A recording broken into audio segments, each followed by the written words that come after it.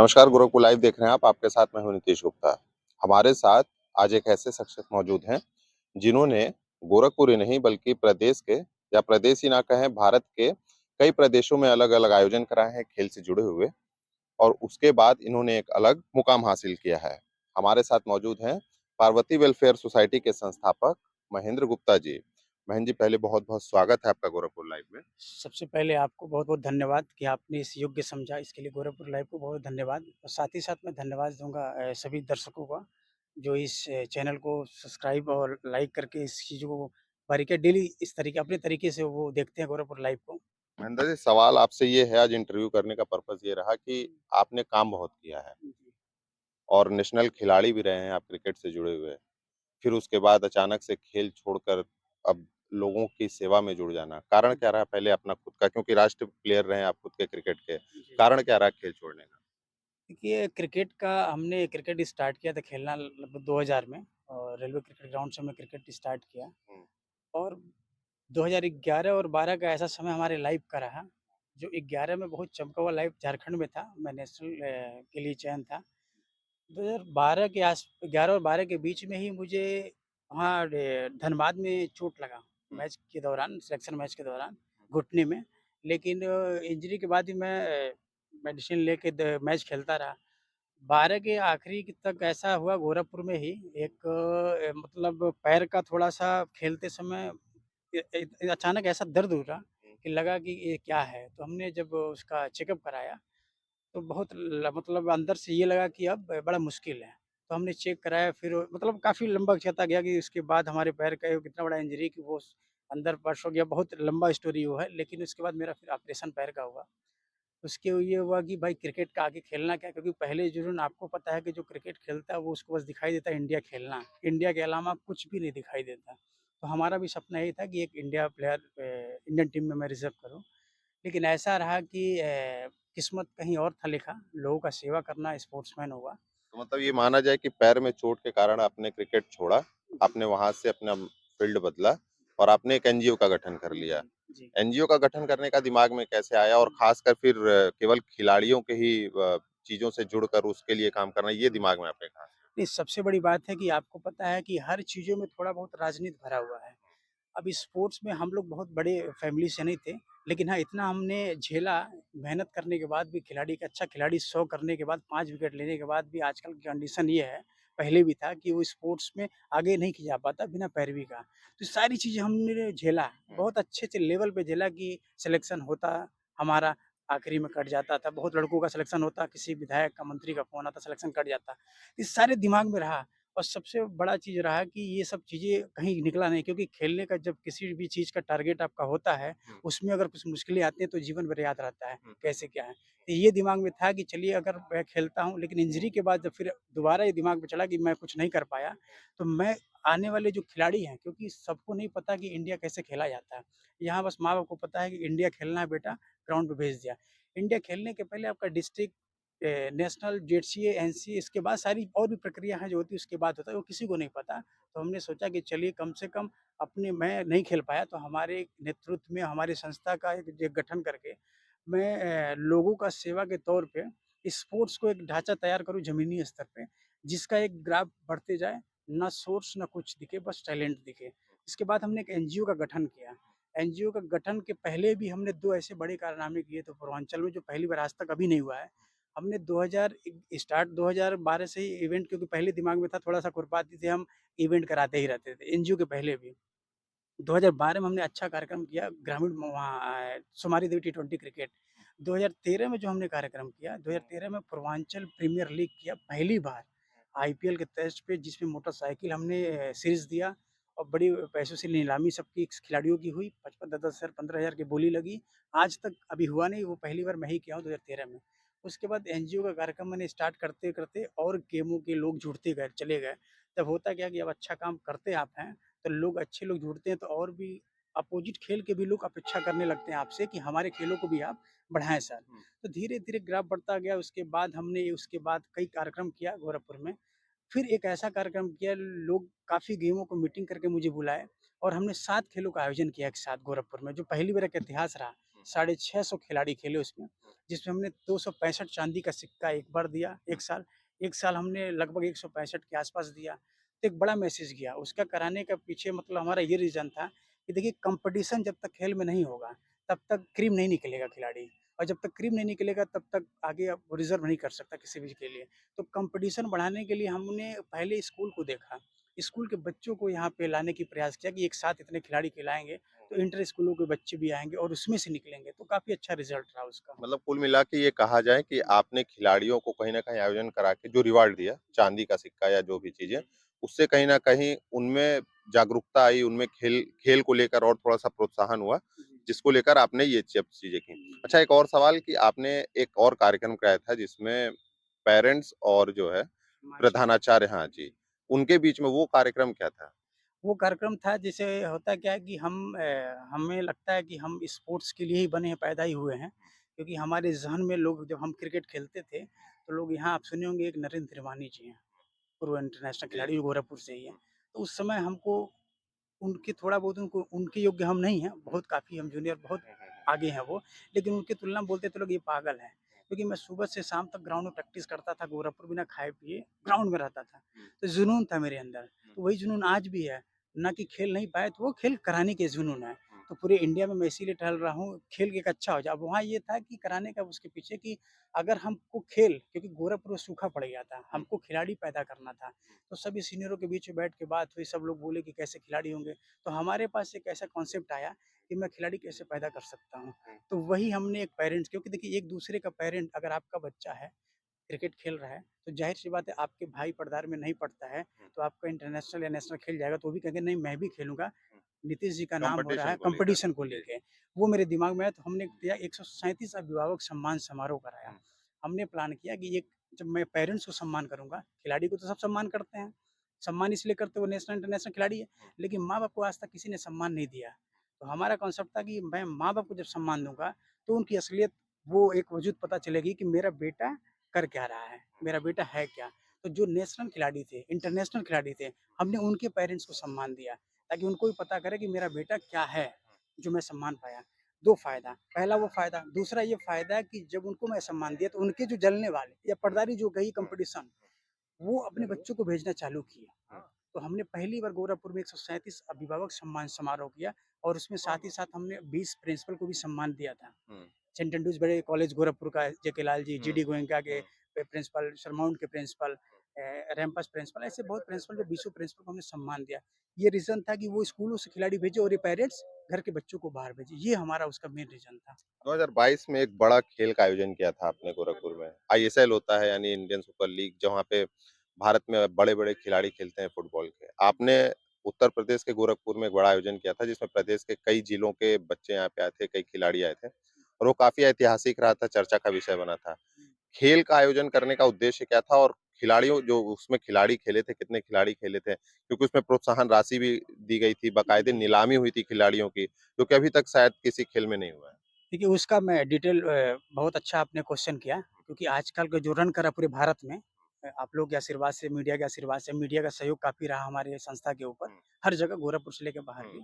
हुँ, इस खेल को बारीकियाँ से हम चाहेंगे हुँ, दर्शक भी सुनें इस बात को हुँ, क्योंकि ये खेल बहुत ज़रूरी है। हुँ, पेरेंट्स हर माँ-बाप चाहता है कि हमारा बेटा अगर खेल खेल रहा है, हुँ, तो कब तक हम पैसा देंगे घर से। हुँ, तो सबसे बड़ी इसमें ये था कि हर कोई बच्चा पैसा देकर क्रिकेट खिला रहा है। हुँ, लेकिन फुटबॉल को, हॉकी को और गेमों को कोई ध्यान नहीं दे रहा था। हमारे दिमाग में एक हमने कॉन्सेप्ट ऐसा मेरे दिमाग में आया, मैं सोचा क्योंकि देखिए हमने बताया आपसे पहले भी कि सुबह शाम तक मैं स्पोर्ट्स के बारे में सोचता हूँ। हुँ, क्या ऐसा किया जाए जिससे खिलाड़ी का आगे भविष्य हुँ, उज्ज्वल हो? तो हमारे दिमाग में आया कि कहीं न कहीं फुटबॉल पे ₹100 नहीं मिलते हैं। हुँ, एक नेकर और टी-शर्ट पहनना पड़ता है और सबसे अधिक खिलाड़ी फुटबॉल के हैं। हुँ, पूरे देशों में सबसे अधिक फुटबॉल खेला जाता है लेकिन भारत का एक आपका राष्ट्रीय के तौर पे देखिए बहुत हाइलाइटेड देखिए क्रिकेट है। हमारा सोचना था कि मेरी संस्था है समाज सेवा इसी का नाम है जो समाज में जो कोई नहीं करता वो काम हुँ, करना और समाज के प्रति आगे बढ़ाना। हुँ, तो हमने एक तैयार किया Uttar Pradesh football premiere league. हुँ, हमने सोचा कि एक खिलाड़ी ₹100 नहीं पाता, अगर हम 5-5, 10-10 हज़ार की एक नीलामी खिलाड़ी की होगी, हम फ्रेंचाइज़ी अपने संबंधों से, अपने रिस्पेक्ट, अपने सर्किल से, हमने अपने अप्रोच से खिलाड़ियों को पैदा किया। ना सबसे अच्छी बात एक चीज़ मैं बात काट के बताता हूँ कि गवर्नमेंट से आज तक हमने ₹1 नहीं लिया है, ना अप्लाई किया है। 10 साल, 12 साल हो गए हमको, आज तक ₹1 हमने नहीं किया। बात आती है प्रीमियर लीग की, वहाँ हमने एक तैयार किया Uttar Pradesh football premiere league. Bharat का एक ऐसा ऐतिहासिक खेल बना, जो पूरे भारत में आज तक किसी राज्य में आईपीएल की तर्ज पे फुटबॉल प्रीमियर हमको लगता है कि नहीं हुआ है। हमने जहाँ तक 2-3 सालों में पता किया। उसके बाद जब प्रीमियर लीग नीलामी हुई गोरखपुर उत्तर प्रदेश की, तो ट्रायल हमने कराया उत्तर प्रदेश का। गोरखपुर में ट्रायल हुआ। ट्रायल के बाद 4 टीमों का चयन हुआ, 4 फ्रेंचाइज़ी मेरे पास आए, 64 खिलाड़ियों का चयन हुआ, 16-16 खिलाड़ियों का चयन एक-एक टीम में हुआ। जब वो टीम लड़के आए खेल के जब टूर्नामेंट खत्म करके गए, तो बिहार का एक लड़का था, उसकी माँ ने फ़ोन किया। अब इस पे देखिए एक और ट्रम्प वो इस तरीके से आ जाता है कि दूसरे प्रदेश में हम क्यों बैठे हैं? अब बैठे इसलिए कि उस माँ का फ़ोन आता है, बिहार से एक लड़के की माँ की, उनने ऐसी बात बोल दिया, वो कही कि सर मेरा बेटा 7 साल से प्रैक्टिस कर रहा फुटबॉल में, आज तक मैं पैसा देता था। मैं पैसा देती थी हर अपने बच्चों को खेलने के लिए। पहला संस्था मैंने भारत में देखा और पूरे लाइफ़ में, जो मेरे बेटे को ₹8000 नीलामी में मिला है। तो ऐसा शब्द था जो दिल को छूने वाला शब्द था, आँखों में आँसू आने वाला शब्द था।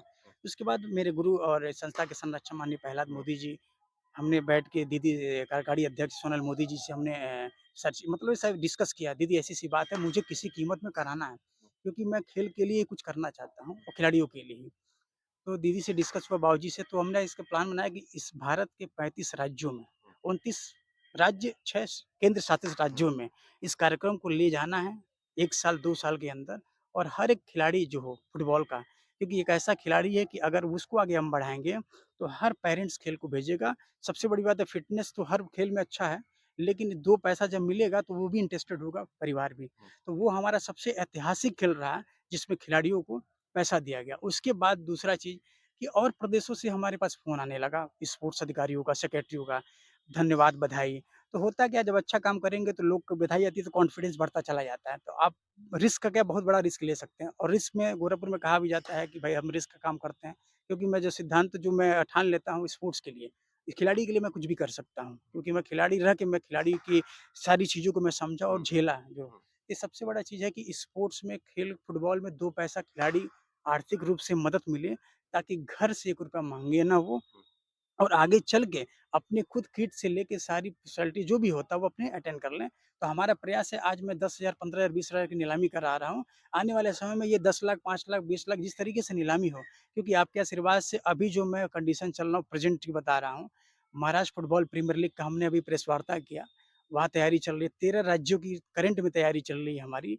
आपका उत्तराखंड, हिमाचल प्रदेश, महाराष्ट्र, गुजरात, उत्तर प्रदेश, बिहार, झारखंड, उड़ीसा, ऐसे 13 राज्यों में कार्यक्रम, जहाँ हमारे हर डिस्ट्रिक्ट पे, एक और अच्छी मैं बता दूँ आपको, हमारी संस्था के हर डिस्ट्रिक्ट में कोऑर्डिनेटर हैं, अध्यक्ष नियुक्त किए जा रहे हैं, कहीं अध्यक्ष हैं।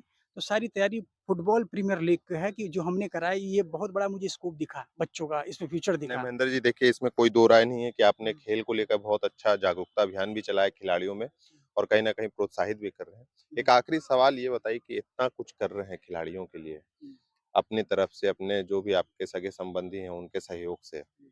कभी आपको ऐसा दुःख नहीं हुआ? क्योंकि अभी आपने भी इस बात की चर्चा की कि आपने कभी सरकार से कोई उम्मीद लगाई नहीं या कभी कोई सेवा या फिर कोई मदद नहीं ली। क्या कोई कभी आपका नाम सरकार की ओर से, कह रहे आपने बहुत अच्छा, क्योंकि सरकार की नज़र रहती है कहीं न कहीं उन सामाजिक लोगों पर, जो समाज के लिए कुछ न कुछ करते हैं, आप खिलाड़ियों के लिए कर रहे हैं। तो कभी क्या सरकार की ओर से कि आपके संस्था को लेकर कि अरे महेंद्र जी, या फिर आपकी संस्था का नाम लेकर के आप बहुत अच्छा काम कर रहे हैं, कभी मुलाकात करी या फिर कोई मोटिवेशन या फिर प्रोत्साहन को लेकर कुछ? देखिए, अब इस चीज़ के आप मतलब आप भी अच्छे तरीके से हुँ, जानते हैं समाज को। हुँ, यहाँ पे समाज का क्या है कि कोई प्रोत्साहन आपके सामने कहेगा हुँ, कि मैं आपके साथ हूँ, हुँ, आपके खेल के साथ हूँ। हुँ, लेकिन पीछे से वो कब करेगा, कब नहीं करेगा, इससे आप भी अपरिचित नहीं हैं, हुँ, ठीक है? हुँ, रही बात हमको जब काम करना होता है, हुँ, आपको या हमको, जिस व्यक्ति को काम करना होता है, वो उस काम पे बस टारगेट पे विश्वास करता है। हुँ, हुँ, वो कहीं से करता है, अगर उसके पास बल है, हुँ, कहीं न कहीं से चीज़ों को सेट किया हुआ है, हुँ, तो वो करके दिखाएगा। हुँ, हुँ, किसी के रोकने या रुकने से रुकने वाली चीज़ें नहीं हैं। और रही बात, आपने सम्मान की बात किया, कि आपका कहने का मतलब मैं समझ गया कि इतना कार्यक्रम आप हुँ, करिए कि आपका कोई सम्मान मिला कि हुँ, नहीं मिला, आपके हुँ, बड़े पैमाने पे आपने पूरे हुँ, इंडिया लेवल पे आपने हुँ, काम किया। तो कहने का मतलब ये हमारा है कि आज तक हमने कभी अपने प्राइज़ के लिए, अपने हुँ, सम्मान के लिए कभी किसी से नहीं कहा हुँ, और ना कहूँगा।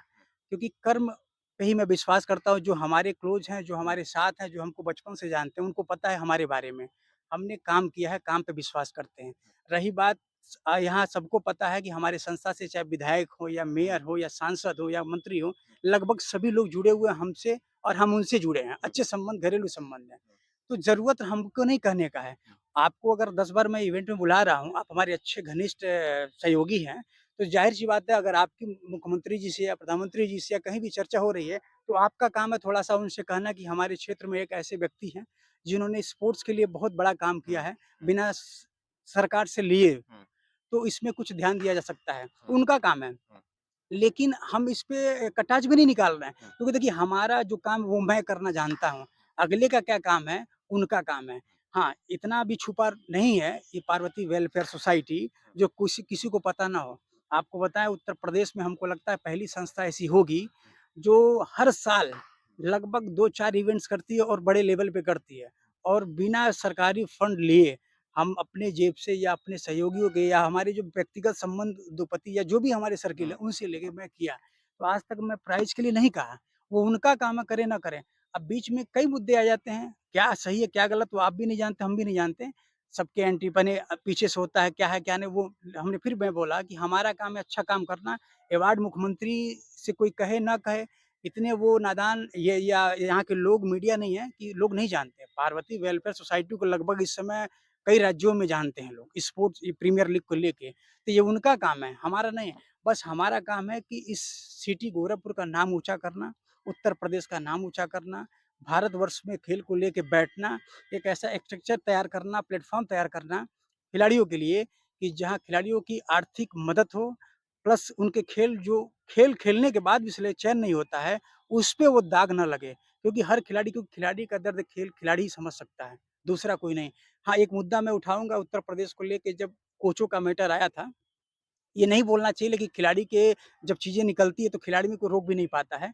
तो कई मुद्दे थे उत्तर प्रदेश में कोचों को लेके नाराज़गी लेकिन कोच क्या करे बेचारा। ऊपर खेलो इंडिया मोदी जी ने अच्छा निकाला, योगी जी ने अच्छा किया, खेलो इंडिया के सहारे बहुत फंड आ रहा है। लेकिन आपको भी पता है कि मोदी जी या योगी जी हर चीज़ को नहीं देख पाएँगे। नीचे अधिकारी से लेकर हर अधिकारी भी गलत नहीं होता और हर अधिकारी भी खराब नहीं होता। तो हमको भी पता आपको भी पता है कि कौन गलत है, कौन सही लेकिन हम और आप बोल नहीं सकते हैं। क्योंकि बोलने का कोई मतलब नहीं होता, ज़बान खाली होता है, ऊपर जब तक आदेश ना हो।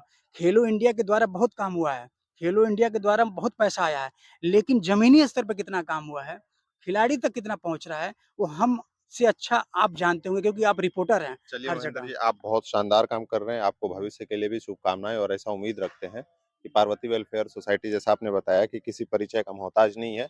आगे भी आप खिलाड़ियों के लिए ऐसे ही काम करते रहें जैसे अभी कर रहे हैं और आगे आने वाले जितने आयोजन हैं आपके, अभी यूपी नहीं अब महाराष्ट्र और अलग-अलग राज्यों में हो रहा है, उसके लिए आपको बहुत-बहुत बधाई। बहुत-बहुत धन्यवाद आपको भी ख़ासकर जो आपने हमको लगता है कि पहली बार काफ़ी मीडिया ने बोला लेकिन गोरखपुर लाइव का मैं स्पेशल धन्यवाद दूँगा कि आपका चैनल काफ़ी देखा भी जाता है और आपने जो एक हमारे पास इस तरीके से इस छोटे से व्यक्ति और पार्वती वेलफेयर सोसाइटी का आपने जो कार्य किए हुए चीज़ों को आपने उठाने का प्रयास किया, वो इसके लिए बहुत-बहुत कोटि-कोटि धन्यवाद इसके लिए मैं आपको प्रणाम करता हूँ चैनल को। बहुत धन्यवाद।